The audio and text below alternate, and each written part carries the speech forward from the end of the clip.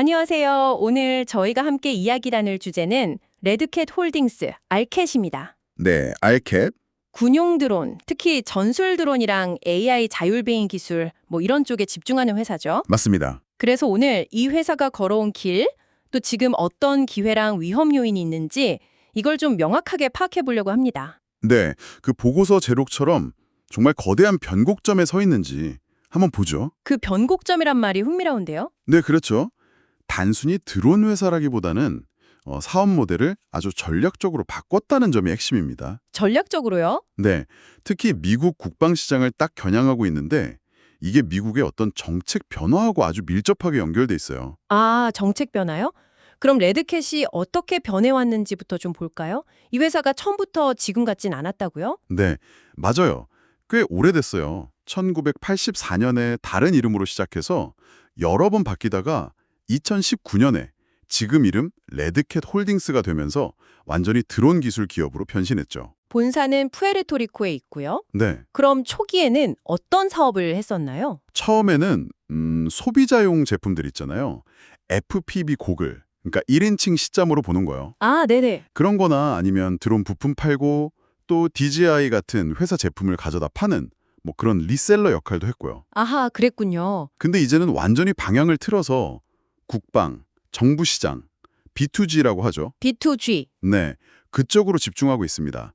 티를 드론스나 플라이트 웨이브 에어로스페이스 같은 자회사를 통해서 사업을 하고요. 그런 전환이 왜 전략적이라는 건가요? 그게 DJI 같은 거대 기업이 꽉 잡고 있는 소비자 시장은 경쟁이 너무 치열하잖아요. 그렇죠. 쉽지 않죠. 네, 그걸 피하고 또 미국 국방수권법 NDAA라고 아, 네네. 들어봤습니다. 네, 그 법 때문에 이제 중국산 드론 사용이 제한되거든요. 그 빈자리를 레드캣 같은 미국 기업이 차지할 기회가 생긴 거죠. 일종의 보호막 안으로 들어간 셈이에요. 보호막이요? 그럼 지금 주력 제품은 어떤 건가요? 핵심 제품군은 아라크니드 시스템이라고 부르는데요. 주로 정찰, ISR이라고 하죠. 네, ISR. 그리고 정밀 타격형 드론으로 구성돼 있어요. 특히 틸 드론의 틸2랑 블랙 위도우, 이 모델들이 중요합니다. 그게 왜 중요하죠? 이게 미 국방부의 블루 UAS 인증을 받은 소형 드론 SUAS거든요. 블루 UAS 인증. 그게 있어야 국방부 납품이 가능한 건가요? 네, 훨씬 유리하죠. 신뢰도 면에서요. 그리고 최근에는 블루 옵스라는 자회사를 또 만들어서 무인 수상선, 그러니까 바다 위 드론이죠. USV 시장까지 진출하면서 사업 영역을 넓히고 있습니다. 와, 드론뿐만 아니라 해상까지 가는군요. 사원 모델 전환은 알겠는데 이제 재무 상태를 좀 봐야 할 것 같아요. 여기가 좀 복잡해 보이던데요. 네, 맞아요. 최근 분기 매출은 작년보다 꽤 줄고 순손실도 늘었다면서요? 네, 그 숫자만 보면 좀 그렇죠. 2025년 2분기 매출이 320만 달러, 작년 같은 기간보다 50%나 줄었어요. 50%나요? 네, 그리고 순손실도 810만 달러에서 1330만 달러로 꽤 늘었고요. 근데 이게 네. 회사 설명에 따르면 이게 의도된 결과라는 거예요. 의도된 결과요? 매출 감소가요? 네, 미 육군의 대규모 SRR 계약, 이게 단거리 정찰 드론 계약인데 이걸 이행하려고 생산시설을 재정비하느라 잠깐 생산을 조절했다는 거죠. 아, SRR 계약 준비 때문에 그렇죠. 반면에 현금은 엄청나게 늘었습니다. 현금이요? 순실은 늘었는데 네, 2024년 말에 한 910만 달러 정도였는데 6개월 만인 2025년 6월 말에는 6,590만 달러까지 급증했어요. 와, 엄청나네요. 어떻게 그게 다능했죠? 주로 유상증자 한 7,170만 달러 정도 했고요.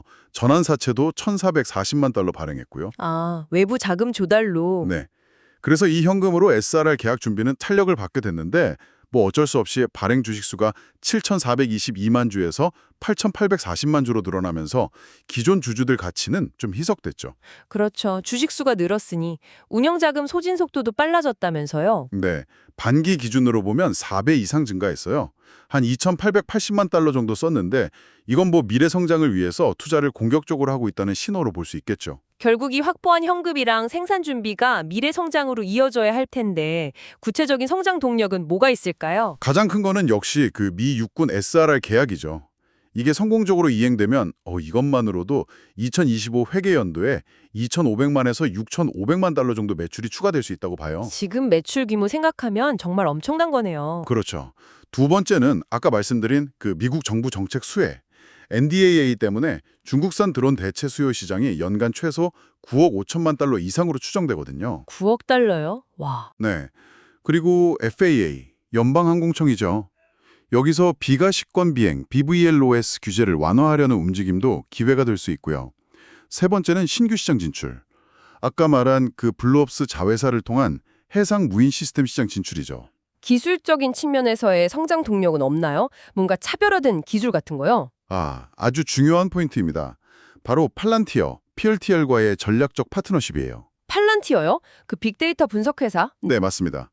팔란티어의 비주얼 내비게이션, 줄여서 비냅이라는 소프트웨어가 있는데 이걸 블랙 위도우 드론에 통합하는 거예요.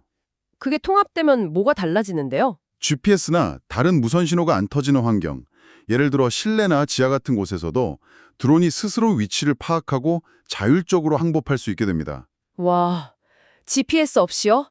그건 정말 대단한데요? 그렇죠. 이게 경쟁사들하고 비교했을 때 아주 강력한 기술적 우위가 될 수 있죠.